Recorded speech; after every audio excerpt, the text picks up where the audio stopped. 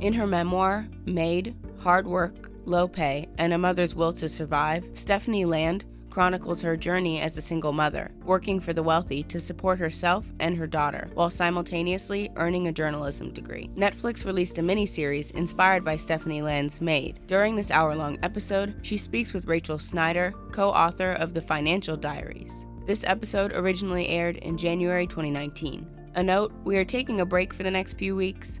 During that break, we will be posting some episodes from our Afterwards archives. Hello, Stephanie. I'm so glad to be able to have this conversation with you. I have to say, I just loved your book. I really did. Thank you. Yeah, and so I'm looking forward to being able to hear more from you about why you wrote it, how the process worked for you, and all of the learnings that you have from this life experience. So I think what would be a great way to start is for you to share with the viewer what the basic story is. What is this book about? Well, it's about a time that I lived with my then 3.5-year-old daughter in a studio apartment while I was cleaning houses full time. And I think the bulk of the book focuses on that time period when we lived in a very small environment that I could barely afford, and then spent most of my time in these really large houses cleaning them on my hands and knees for the most part. And a lot of the disenchantment process that I went through in realizing that the big house on the hill doesn't necessarily mean happiness. Mm-hmm. Yeah, that comes through really strongly and powerfully. You know, this book, it's a lot about poverty, right? It's a lot about what it means to struggle without enough money. But I felt like what came across so strongly was also very much a book about emotion and about how it feels to be struggling. And, you know, and so we'll get to the financial challenges. I think it's like there's a lot to say there and to understand. But the book is a lot about your emotional journey, right? And so I wonder if you could share with us a little bit more about how that time felt for you. I mean, the first thing that comes to mind is definitely bewilderment. Just not really understanding what was going on. But I also felt very marooned and isolated and very alone. And alone in a way that is kind of all-encompassing. Like I didn't have anything to fall back on. And through all of that process, I think I learned to rely and depend on myself,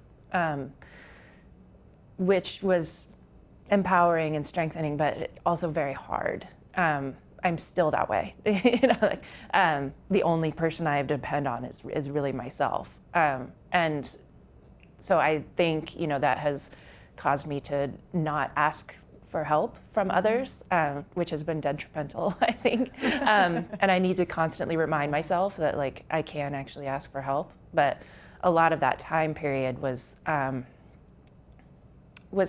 think disappointing and kind of sad at times, but strength building, I guess. Yeah, I'm realizing we should probably go back and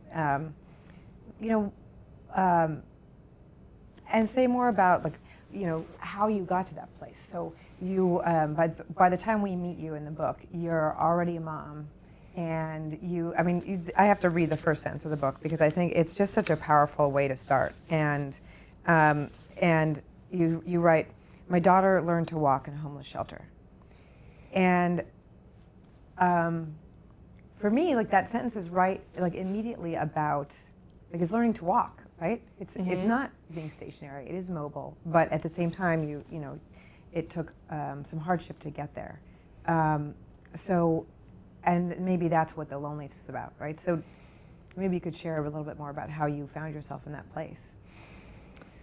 Well, I got pregnant, obviously. Right, clearly. And, you know, at the time of deciding to continue with that pregnancy, I assumed that I would be supported by my family, by my daughter's father, because that I couldn't imagine not being supported. I couldn't imagine being in that place, in a homeless shelter. And like that didn't even seem like a possibility to me at the time. But throughout the next year and a half, I guess it was, by the time Mia was 8 months or so, 7 or 8 months, I had been in an incredibly emotionally abusive relationship with her dad and was very depressed from that. And our relationship was finally toxic enough that I couldn't stay. And he didn't want us to stay where he was living. So I went and lived with my dad and his wife, and that didn't work out either. And so ended up in a homeless shelter, because that was really the only place that I felt I could depend on, because I was already going back into that, like, I have to do this on my own. I can't keep bouncing us around and asking for places to stay. A homeless shelter was stability to me, and it was at least putting me on a path to having our own place. Right. You know, it is so hard to ask for help, and to go in and ask for housing, to then go and ask for other forms of assistance. It's really difficult in so many ways. Can you talk more about what's broken in that system?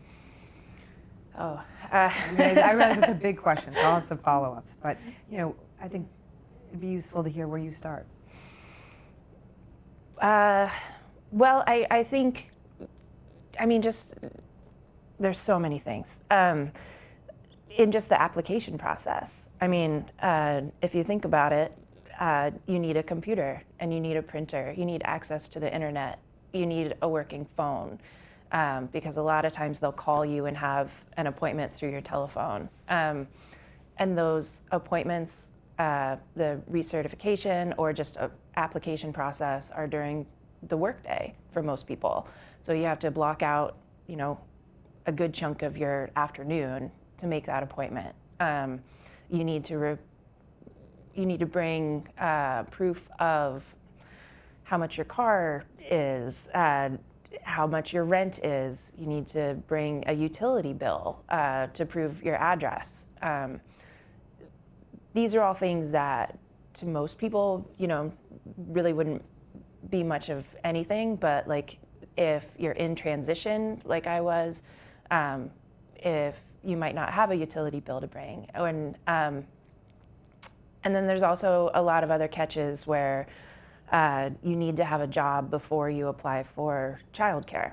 And so if you already have a job, then you already need childcare. And then, so then you have to go through that application process while you're trying to figure out what to do with your kid while you're at work or applying, or there's so many things that I think most people don't even think about, because it's normal to them to fill out an online form. But for a person with nothing and no means, it's hard to get to a library or, you know, another place, and especially when your main focus is trying to work. Right. Yeah, and in addition to just how logistically challenging it is, it sounded like there are also tons of places where the system that's in place makes assumptions about the people who need help in the first place, right? That pile on to the pain of having to go and ask for help in the first place, and make it even harder by assuming that you wrote about a class you had to take at some point. So like you should share that story. Yeah, I had to learn how to approach landlords about my rent voucher. At the time, I was using a program called TBRA, which is tenant-based rental assistance, and then that puts you on a pathway to a Section 8 voucher. Section 8 it's like a unicorn of all the vouchers that they have. Many people aren't even accepting new applicants because the wait list in some places is 8 to 10 years long. And a lot of landlords don't like rental vouchers because the money comes at mid-month or something, but there's a lot of stigma involved. Landlords assume that if they have some kind of rental voucher, then they're going to trash the place, or they're going to leave it incredibly dirty, or there will be multiple families living. And I mean, all the stigmas surrounding low-income families are held in that rental voucher. And so the class was learning kind of a sales pitch of how to approach a landlord with it. And people in the class spoke up and said, like, you know, this isn't how it works. There's so much discrimination. And he didn't really even like discuss that with us. It was just all like looking at the positive points in trying to get a home with this voucher. Right. You write at some point about one of the social workers that you, or caseworker who you dealt with through this process, saying you were lucky, right? Because there was a moment when there was a housing that was available that, you know, all the choices are bad, and among all the choices, this one you were lucky to get, right? And that you write about it in the book as being a noteworthy moment, like, how am I in this situation ever going to think of myself as lucky? But I wonder if you feel like that's consistent with this storyline of also needing to come to classes and also sort of being treated as less than because, or not as knowledgeable or dirty in some way, or because you just in fact need a little bit of help in this moment. Yeah, I think there were a lot of assumptions that I was a drug addict, or, you know, trying to think that I wouldn't be able to do or complete normal house cleaning tasks, that, I don't know, I mean, I had a curfew of, you know, 10 p.m. In the transitional housing apartment we lived in. I had to ask to have overnight visitors, and I had to report my income constantly.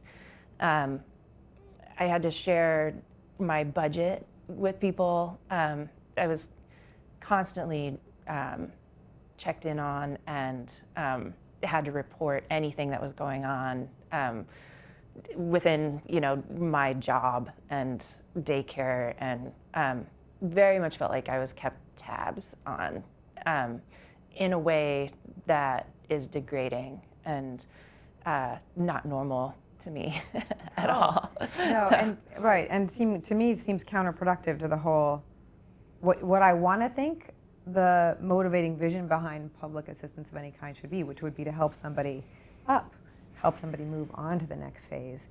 And yet it really comes across in your telling so powerfully that that you're checked in on all the time and yet still feel lonely, right? Still feel like moving yourself up or out of this situation is totally on you.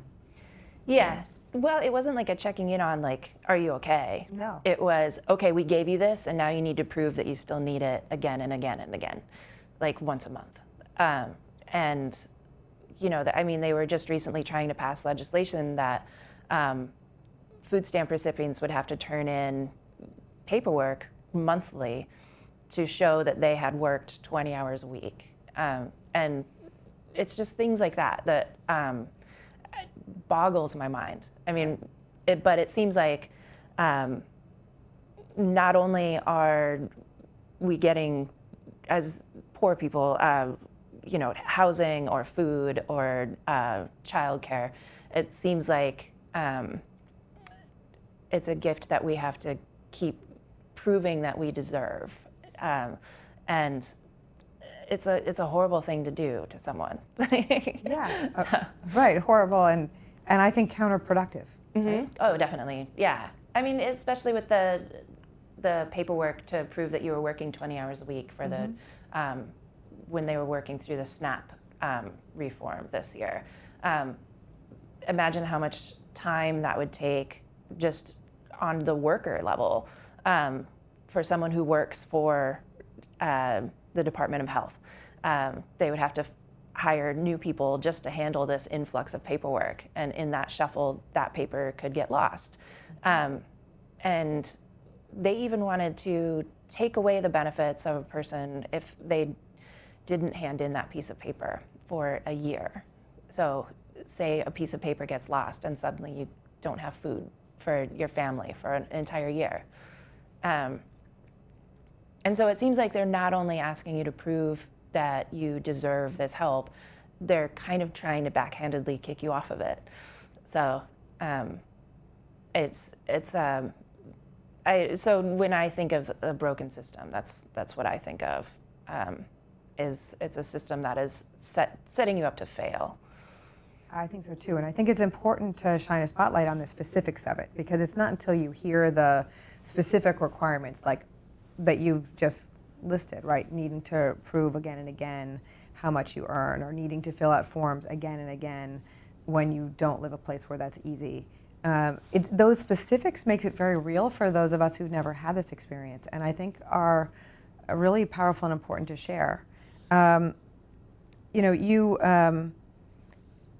At the same time, and I think that's one of the really powerful parts of your book. I also, though, think that, you, through it all, seem to be able to maintain some idea that you could change it, right? And I'd love to hear more about that, like your process of maintaining hope, which is really hard in the midst of all of these kinds of challenges. So what do you attribute that to? How do you think you were able to keep thinking at all about the long term? Well, I mean, that was privilege. I mean, that was me not growing up in that situation. I mean, that was me growing up as a white person in the suburbs. And so my inner narrative was not, this is how my story ends. Mm-hmm. It was, it's going to get better eventually, because it has to, because that was my privileged position. And so I think there was a lot of that. But also, I wanted so much more for myself, and especially for my daughter. I wanted her to watch me pursue my dreams and succeed. So I kind of held myself accountable to that as well. But I mean, my family, like my mom was the first person in my family to go to college. We're not a wealthy family by any means, but compared to someone who grew up in systemic poverty for generations, they might not have had the same hope or even dreams. So I think a lot of that was just me starting off at a more privileged position than many people do. It's interesting to hear you describe it that way, because what also comes across in your book is the idea, you write at some point, I think, I'm going to pull the exact sentence because it resonated so strongly to me. You talked about the idea that even dreaming seemed like something I couldn't afford. Oh, right? That was, that was pertaining to a better place to live. But it was also that I didn't have time. Right. I would take breaks during homework to look on Craigslist for a different apartment for us to live in. And even that seemed indulgent. So I had so much work to do between the actual work I got paid for and the invisible work I did, just domestic work, keeping things clean, and then taking care of my kid, and then all the schoolwork that I did. I felt like there wasn't even time to dream about a house to live in on Craigslist. So. C-SPAN's Afterwards podcast continues in a moment. Now back to C-SPAN's Afterwards podcast. Yeah, I can see that, because you just described multiple full-time jobs at once. Yeah, I had many jobs. So. Yeah. And then, applying for government assistance and keeping that going can be, there were weeks that I probably spent 5 to 10 hours a week making sure I had all the forms in place and correct and had all of my proof of income correct, and like a lot of my income came from self-employment eventually, and so it was hard to prove that I was doing that. I had to get copies of checks and notes from people I worked for saying that I did in fact work in their home. So yeah, I was busy. Yeah. Yeah, it sounds extremely busy. And yet eventually you did figure out how to dream for a bigger place, a nicer place, a safer place for you and your daughter. Tell us more about that. You did, it seemed like, have a clear vision for what you ultimately wanted. Did it feel clearer to you at the time? Well, it was more a nagging thought, or, you know, I just always kind of heard in my head, like, this isn't what you wanted, like, remember what you wanted? Because I had planned to move to Missoula, Montana, months before I found out I was pregnant with Mia. So I think that still beckoned, you know, that life called to me. I don't know, that sounds kind of cheesy, but I never wanted to attempt it because the stakes were too high, and it was such a big deal and such a big dream for me. I didn't want someone to tell me that I couldn't have it or that I couldn't do it. And so for the longest time, I didn't even think about it. So it was kind of a nagging thought. And it took a lot to even try to talk about it, or, you know, especially with Mia's dad, because I had to get kind of his permission to relocate. And that's just hard. Right. Yeah, so say more about that. Well, I have two directions, and we can come back to each of them in turn, but why Montana? Why did it just pulled you? Yeah, so I grew up in Alaska, and I moved out of Alaska with the intention to move to Montana somewhere, because I had read Travels with Charlie by John Steinbeck, and the way that he talked about Montana was like, okay, I can see myself living there. Because Alaska is like the ultimate place. I wanted to find something that was really close to Alaska. And so I came down, I was staying in Washington, in Port Townsend. I just kind of thought that would be like a jumping pad to wherever I ended up in Montana. And I went to a book signing by David James Duncan, who's my favorite living author. And he said he lived in Lolo, Montana, and sometimes taught at the University of Montana in Missoula. And so I was like, oh, okay, so I'm going to go to Missoula then. And started applying, or filled out interest forms for the college there, and was about to send in the application form when I found out I was pregnant with Mia. So that was delayed for 6 years. So. Right, delayed, but it was always out there for you, that's where you were headed. Yeah, I wanted to stay in that area because I wanted to be around my family. I wanted Mia to grow up with grandparents and aunts and uncles and big holiday dinners. And the more and more that seemed to not be happening, and the more I felt like my family was kind of turning their back on me, the easier it was to envision us moving to a place that I didn't know anybody. Right, if you're going to be lonely at home, you might as well be lonely where you envision yourself being happier. Yeah. And I kept meeting people who were from Missoula and just feeling like a connection, or like we were kind of alike in some way. And I don't know, it got to the point where anybody that I was talking to that like I immediately felt drawn to, they had some kind of Missoula connection. So it was kind of weird like that too. Right. And has Missoula been what you thought it would be? How long have you been there now? I've been there 7 years, a little over 7 years. A spoiler alert for readers, like she does make it. Well, it's in my bio, so I mean. That's true. So I didn't just ruin it. Yeah. Good. Yeah. So 6 years, you said. 7 years. So 7 years. Yeah. Been there for a long time, and it's great. I love the community there. There's a huge community of writers. Obviously, to me that's obvious. Maybe not to everybody else, but and the university has been incredibly supportive. It was a was a good decision. It proved to be a good decision. That's good. And how about writing? You also seem to know you wanted to be a writer, or did that come about later? How did you know you wanted to write? That started like when I was 10. I had a fourth grade teacher who made us keep journals, and we had to write all these short stories. Like everything was writing, and so I discovered that I liked it, and I think after that was all I really imagined myself being.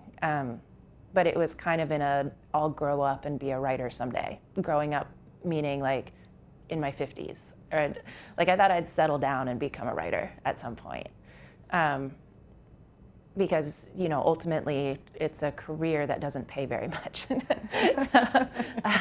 So I Right. figured like I'd need some kind of day job, live like an interesting life, and then eventually settle down and start writing about it. So that was my vision. I found a way to do it a little bit sooner, I guess. Right. You did live an interesting life quite early, in a way. Right? Yeah, that's true. Not purposefully, but yeah, the interesting life happened a lot earlier. Mm-hmm. Yeah, and so tell us more about the process of writing this book. What was that like for you? I wrote it straight through. That was one thing that I did that was weird, that I'm glad I did, but I don't know if I would recommend it. I didn't look back at anything. I just had one Word file. I have an 11-inch MacBook Air that I wrote this whole entire book on. And I now need glasses because I think. That makes sense. But no, I had a counter on this whiteboard that, so I kept track of how many words I had written, and wrote it pretty quickly in just a few months. And because I, again, had a very privileged position in being able to do that, and spent probably a year editing and revising it and reading it over and over and over again. Mm-hmm. So it was a good long year of writing and editing and living in that story. Right. And did it feel like you were going back to? I'm curious if it felt like how it felt to go back and live in your story again. Memoir is such a particular thing, right? You're telling your own story, but you're also reflecting on your story. Yeah. Well, I had to quit my day job because I'm normally a freelancer and write about economic justice mainly, and to do that I need to pay attention to the news, which I couldn't do anymore. So I kind of had to clear my plate, and if I wasn't writing, then I was looking at pictures or writing it out. I tried to do it almost completely from memory. And didn't go back and read any blog posts or journal entries or anything like that. I figured anything that stuck out in my mind would stick out in the reader's mind as well. So for the first draft, it was mostly just looking at pictures and trying to get the emotions from that. But living in the story, I think didn't really change until I was revising it. And went back and read parts and realized how hard that life was and how horribly hard it was. And I don't think I really realized that until that point. And looking back on that time and that version of myself, I suddenly had so much compassion for her. And it changed a lot of the way that I feel about myself now, even, because that time always felt like an extreme failure for me. Like I'd failed to give Mia the life that I wanted for her. I, had failed at so many things during that time, as far as just being a mother is concerned. But I realized through the editing and going deeper and deeper and deeper into the story, like, oh, that was actually really hard. Like, good job. Yeah, that's good. I'm so glad to hear you, like, as a reader, right? So when you read somebody's story like this, you feel invested. I feel like I know you in a way that I don't know you, right? Because when you write memoir, you're sharing so much of yourself. So I feel really glad for you that that's where you are. Certainly as a reader, what comes across is the powerful experience of being a mother and how much you just did absolutely everything you could to be there for Mia. So it's really, it's remarkable that, I'm glad that the writing process gave you some insight into that as well. Yeah, but I think it also, the writing process gave me permission to realize that I can't do that all the time. Like, I can't be there for her. But I think I always felt like I was never enough for her, and I could never be enough. And so I tried and tried and tried to be there for her as much as I could. But I think in realizing that that's not a failure on my part, I also realized that it's okay to give myself permission to not be enough for her. Because as one person, like, and she's, almost 12 now, like, there's no way that I can be everything. So I've learned to ask for help with that, like making sure that she has people in her life that she can talk to and bounce off of and depend on more than just me, because I can't be there every moment of the day. No, and that part read as universal to me, right? So I'm a mother and I have a daughter similar age, and even though I've had a much easier go of it than you, and I had my child surrounded by help in different ways, there's just a part of that in being a mom, of wanting to give your child everything and knowing you can't. They'll ultimately have to rely on others and rely on themselves. But say more about why it's so hard to ask for help. You wrote something in the book, and you mentioned this earlier in our conversation as well, but there was a piece in the book I wanted to make sure to ask you about, the idea that that asking for help is hard. And at some point you wrote that it always seemed as though there were plenty of people who would need help more than you did. So that's a barrier to going to ask. Mm-hmm. But, and some of it obviously is that our system makes it really hard for people to ask for help in the ways that you've described. But why do you think it's so hard to ask for help? I mean, you're kind of told not to, over and over and over again, through social media, through people talking about welfare recipients needing drug tests, or trying to shame people. There's the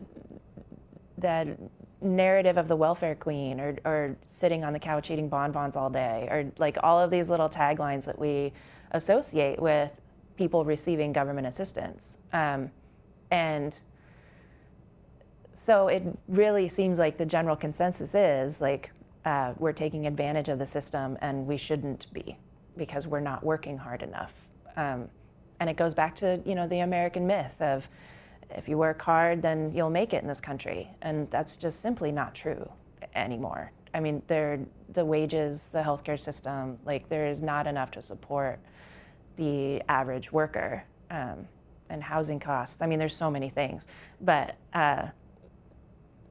I felt like not only was I a failure, but something inside of me was, looking at my clients who were the same age as me, I felt like that was a failure on my part, that I wasn't in a house that big because I hadn't worked hard enough. I didn't know about like all of these invisible cushions that people have, like parents who will put them through college or help them with the down payment on the house or take care of their kids, or there's so many things that I didn't even know about. Right. That, but to me, it was just like, I'm just not working hard enough. Like, because I was told to work over and over again. Right. And there's so much that's invisible about how we all receive government help, right? So if you grow up in a safer neighborhood, you're essentially benefiting from government help, right? And right from the get-go, your life is easier because you have less stress. But we never really connect that as being government help, right? We don't think of it as government help till you have to fill out a form to get it. Yeah. And yet we're all getting different versions of it. Yeah. Or in those situations, those people are entitled to that help because they have worked hard, because they have made it. And a lot of the times it's not because of how much more work they're doing. It's just because they had a different starting point.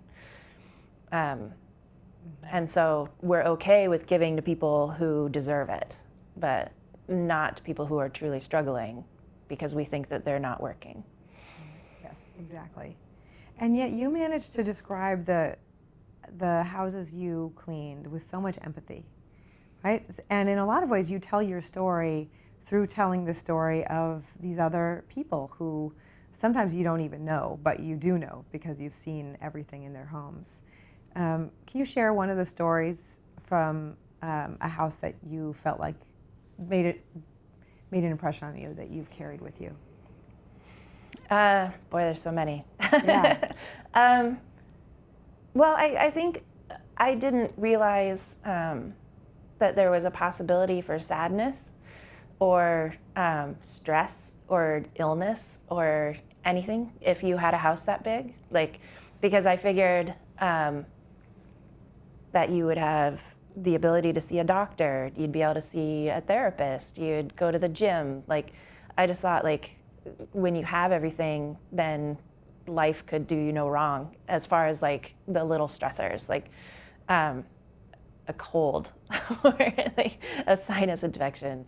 And there was one house in particular, I call it the porn house in the book, for reasons that you can imagine.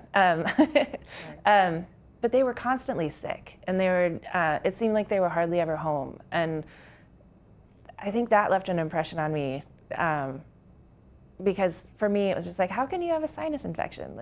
Couldn't you just go to the doctor? And I mean, they had, because they had antibiotics and all these medications all over the place, but I always associated Mia and I being sick because we lived in horrible housing conditions that made us that way, or that I was working all the time, or that she was in a really bad daycare.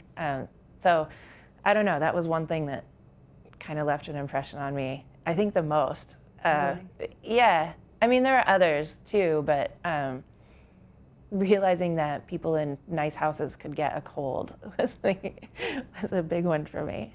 Right, and it seemed like there was also not only were they physically ill, but they were emotionally not necessarily well, right? You tell the story of their house as a story of a relationship that's broken, right? When you talk about them, essentially the two partners not living in the same room. Yeah, they slept in separate places, at least some of the time, and I don't know if in that house particularly, but I saw a lot of prescriptions for antidepressants and anti-anxiety or sleep aids or things like that. And for me, naively, I thought that was another thing that wouldn't touch you if you were happy and wealthy or at least much better off than I was. Not in a way to shame mental illness or anything like that, but for me, it was just another thing, a lot like the common cold, that I thought wouldn't touch people in those situations. Right. We tend to think that material comfort will insulate us from so much that in fact is just part of the human condition or needs other help. Yeah. Yeah. So it was surprising to see a lot of prescription bottles and a lot of aids to help get through the day. Yeah, exactly. And a lot of anonymity. That was what was also very surprising to me. I mean, you started our conversation by pointing out the loneliness of that year, or that period of time, and the sort of being surrounded, just the sort of the constant aloneness of being in somebody's house and taking care of their house, but then never seeing them, and going from there to school and then to homework. Do you think that loneliness is often a part of, how much should we generalize from your experience? Is loneliness a big part of of the experience of poverty. C-SPAN's Afterwards podcast continues in a moment. Now back to C-SPAN's Afterwards podcast. I think so. I think it's incredibly isolating. I think many people do that as a defense mechanism for themselves. The further they feel away from that situation or the possibility of it ever happening, and kind of disassociate themselves with anything similar, the less they believe that that could ever happen to them. And so I think that's where a lot of the social stigmas come from, like the using food stamps, or the scene in the book where I'm using the WIC checks and upset everyone around me because I wanted a special kind of milk or something. You feel that on a daily basis. You feel how upset people are with you because they, again, feel like you don't deserve it, or you're taking advantage, you're using their hard-earned tax money, or the money that they put towards taxes. Like I was personally using that to buy candy for my kid's stocking or something like that. There's a lot of that. And so you do kind of want to hide, and you don't want to project out there that you're struggling because it comes with all of those stigmas and prejudices. Right. And it seems to me like that clearly compounds the challenges then also, because you write about it in some very practical ways. You shopped at odd hours, right? So it compounds the problem in very specific, tangible ways, but you also wrote about the trauma that you need to recover from, and the sort of emotional pain of that adds to all of the other pains that you need to work through. Yeah, I mean, I definitely didn't feel like I was a contributing member of society, but I started to get the feeling that I was in the dregs of society, like someone who shouldn't even exist, really. Right. And cleaning houses went along with that too. I mean, I felt like I was invisible at work. I was creating a situation where they couldn't even tell that I had been there, except for the place was a little cleaner and smelled nice. So I was constantly reminded of my invisibility. Yeah. And it's something I think it's worth hearing from you about the moments of kindness also, right? I think those of us who haven't had that experience but want to be able to be helpful and supportive and generous of spirit with people who are struggling don't always know how to step out and do that. But you did have some moments where people were, if not maybe as helpful as you might have needed them to be, at least did really treat you as somebody that they saw, right? Yeah. And talk more about some of those moments and what those mean for you, or meant for you in that time. To me, it was someone treating me like a human being, a fellow human being, Right. someone who was like them, and were able to empathize with my situation and see that even a box of donuts was a huge treat for me and would make my kid really happy, and it wasn't something that I would necessarily get for myself. So I had a lot of moments like that where it wasn't necessarily, I know you're having a really hard time and you wouldn't be able to get this anyway, but here, it was just a quiet, left for me on the counter, or I even had a client once give Mia hand-me-down bicycles and scooters, and it was great. It was just take them if you need them. If you don't, I'm going to take them to Goodwill. Right. But I wouldn't have been able to afford those things otherwise. And I didn't need to come out and say that, but it was still really nice just to have that gift. Right. And there's a beautiful passage that you write about a snowstorm, and you and Mia trekking through the snowstorm for a sled. Yeah. Yeah. That took all day. It was 3 blocks, but the snow was up to Mia's waist pretty much. So it made for a really fun adventure and a really fun day, and we got a sled. So. Yeah, exactly. And your bond with each other comes through in that story, and that, like, you know, we've all had those moments of like, well, if we have live on someplace where there's winter, you have these moments where you have a small child who's willing to bundle up and go into the snow, and yet it's a massive undertaking. Yeah. And both fun to bundle up and enjoy the storm when you get back, and also, you know, just a moment of quiet in an otherwise challenging life. Yeah. Yeah, and I think that was when I decided to really start focusing on my writing as well. And the writing at that time was an online journal that I had. And I think that day is what those moments that I had, those like moments of connection with her. And I knew that if I didn't record those in some way, they would eventually like drift away into like the outskirts of my memory. So that became a meditative process, I think. Not only striving to have those moments and striving to have something to write about in the 10 minutes a day that I was trying to keep myself accountable to, but also just in focusing on that time period or that activity or just that connection that I had with her. Because my life was so chaotic and everything felt like it was swirling around me all the time. So I think having those moments with her kept me centered and present. Yeah, and didn't you, there was something that I'm not remembering well, unfortunately. Didn't you change the title of your online journal at that point?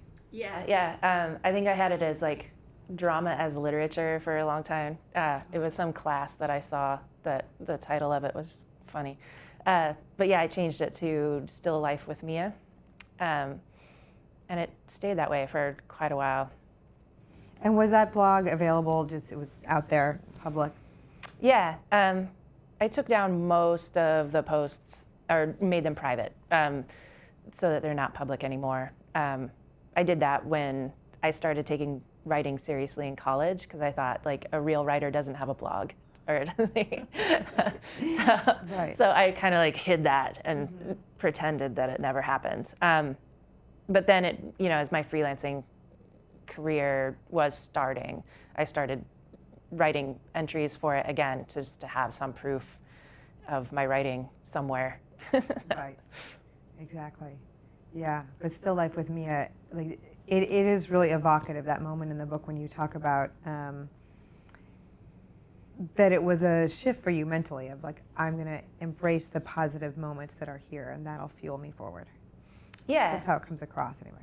Yeah. They weren't always positive moments, but Fair they enough. were moments, I don't know, I want to say like primal, or, you know, just like the mother-daughter connection or mother-child connection that only you can have with your offspring. So there, you know, there were moments of hardship too, and struggling and wants, but there were some positive ones too.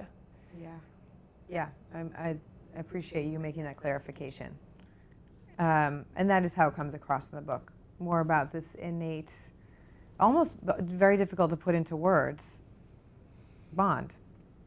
Yeah. I mean, Mia's a very strong-willed, stubborn, very incredibly smart child, and she has been that way since she was born. I mean, I had to stay 2 steps in front of her mentally almost all the time, or she would just school me. And that's hard when you're stressed and you're tired and you're exhausted and just cannot, you know, read another story at 8:30 at night. So yeah, she was a, I don't want to say handful, but she was a challenge. Right, pushed you in all the ways that kids can do. Yeah. And has she read the book? She has not. She read a chapter of it. I had a conversation with her before I left for New York, because because I had originally told her that once the book was out that she could read it. And now I'm going to be gone for the next month, so she has to wait a little bit longer. But I kind of want to be there with her to answer any questions. There's a lot of stuff in the book, especially about my relationship with her dad, that could possibly change her relationship with her dad, or change her relationship with herself, or make her feel a little less valued. And so I want to be there, not only to reassure her, but just to answer any questions she might have. Right. But I can imagine it's also going to be really weird for her to read a story about her that she didn't write. So I tried to be really mindful of that in writing the book. I didn't want to turn it into her story, because that's not something that I can tell. But I mean, there's a lot of things in there that she might be embarrassed for someone to read when she's, 17 or 18 years old, or dating, or I don't know. And I hope she likes it. Oh, I'm sure. And she's at that age too, of where everything's self-conscious anyway, like entering into a period of time where you're figuring out who you are. Yeah, she's starting middle school next year, and I feel for her. Yeah, exactly. Makes sense. But I'm glad we had a chance to talk about that piece, because this book comes across so much as a story of motherhood, and your relationship with her is really beautifully told in it. Thank you. We really have talked about all of the things that were on my mind as I was reading through this book, the ideas about empathy and how you maintain it, the ideas about how you maintain sort of, can't even use the word balance. Like, I think of this book as so much about your struggle and like maintaining a way to look forward, even as you are really stuck with having to balance so much in the present. I'm curious if there are other themes that you would want readers to take from this book that you want to make sure that we can talk about here. Well, I mean, really, I hope the book creates an air of compassion, and it's a timely story in that way, just because things in this country have gotten so much worse that people can empathize, because my story is getting a little closer to home for a lot of people, especially with the government shutdown right now, and people struggling because they're not getting paid. I think I hope my story allows a million other stories to be told. I hope that the book grabs people's attention, and not only gets their attention, but gets them to listen, because I am a white person from a privileged background, and so my story is that way. So, so my story is in that category, but I would love to see more come out from more adverse situations, and I would hope that people listen to those. Yeah, absolutely, as would I. And, and I also think there is a commonality here. I think it's really valuable to be able to see that somebody who, as you describe, is white and starts out in a suburban life can end up here. So can any of us, right? But for any number of things that go right or wrong in our life, and to be able to make that point in a broad way, I feel like is very powerful, and hopefully can help to help people to see themselves in the stories they read in the newspaper about the government shutdown, for example. Yeah. I think definitely. The more people realize that it could happen to anybody, like their neighbors or their aunts and uncles or nephews and nieces, people who are close to you, it's pretty easy to lose everything and to suddenly find yourself without a home. So I would hope that the more people are having to reach out for help, the more compassionate we feel towards people who have been asking for help for a very long time. Yes, absolutely. Well, thank you so much. I think this is really a wonderful book, and I hope it does get all the attention that it deserves. Thanks for having this conversation. Yeah, thank you. This was great.